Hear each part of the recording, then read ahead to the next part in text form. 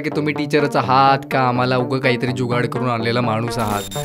मुलांना तो वाटतं कोणी असिस्टंट मॅनेजर आहे का कोणी ऑफिस बॉय आलेला आहे.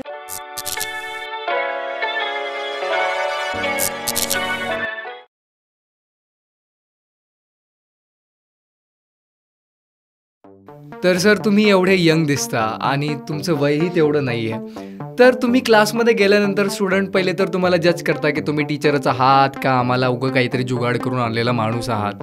ॲक्च्युली ह्या जर गोष्टी काढल्यात, एवढ्या गमतीशीर गोष्टी मागच्या 8 वर्षात झालेल्या आहेत की ज्यावेळेस मी क्लासमध्ये एंट्री करतो सगळ्यात सुरुवातीला मुलांना तो वाटतं कोणी असिस्टंट मॅनेजर आहे का कोणी ऑफिस बॉय आलेला आहे, ते लवकर उठत पण नाहीत.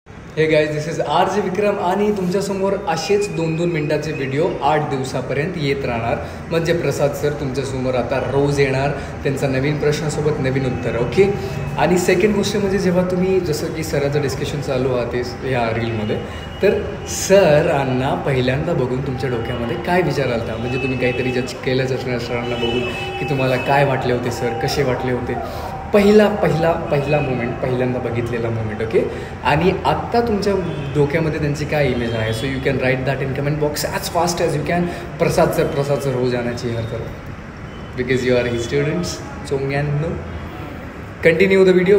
पण ज्यावेळेस सब्जेक्ट सुरू होतो कसं असतं ना, माझं तर असं एक परफेक्शन आहे, मे बी हा ओव्हर कॉन्फिडन्स कोणी कन्सिडर करू नये. क्लासमध्ये ना एकच बॉस असायला पाहिजे, एक तर टीचर नाही तर स्टुडंट. जर स्टुडंट बॉस झाले तर टीचरला जमणार नाही, टीचर बॉस झाले तर स्टुडंटचं मात्र पूर्ण जे काही भवितव्य आहे तर सगळं व्यवस्थित होईल. तर ज्यावेळेस मी असं काहीतरी करतो सुरुवातीला 10 मिनटं मुलांच्या मनात एक शंका असते, पण आधी तो प्रॉब्लेम व्हायचा. आता मुलांनी ऑलरेडीच नाव ऐकलेलं असतं त्याच्यामुळे त्यांना माहिती असते की असा हा कोणी ना कोणीतरी आपल्याला येणार आहे. पण एक तर 15 मिनटानंतरच मुलं तुम्हाला जज करतात. मागचे मुलं तुमच्या बॉडी लँग्वेजवरून जज करतात, समोरचे मुलं तुमच्या नॉलेजवरून जज करतात. आणि एकदा त्यांना कळलं की नाही यार हा आपल्यापेक्षा कुठंतरी वरच्या लेवलचा आहे, क्लास आरामात कंट्रोल होतो.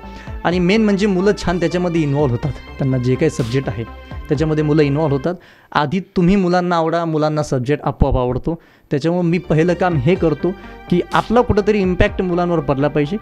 तो तो जो इम्पॅक्ट आहे आर्टिफिशियली नाही पडत. जोपर्यंत तुम्ही स्वतः नॅचरल नसता तोपर्यंत मुलं तुम्हाला त्या इम्पॅक्टनं कन्सिडर करणार नाहीत. That's why. त्याच्यामुळे मी जास्त काही एफर्ट्स घेत नाही. जे काय आहे ते नॅचरल ठेवा.